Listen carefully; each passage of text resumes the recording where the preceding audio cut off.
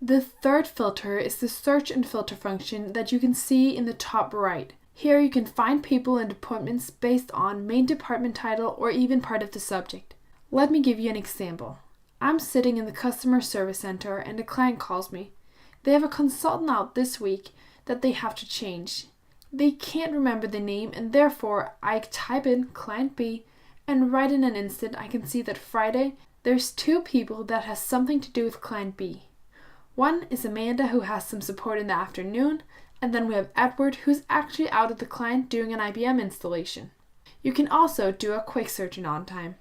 All you have to do is just start typing for a room, company, or colleague, and it will filter off everything irrelevant to your search. So for example, if I just type John, say OK, and then I have easily located John in my calendar, and if I click on his name, his business card appears on the right side. So very fast, this filter helped me in finding and locating people and also giving a much better customer service.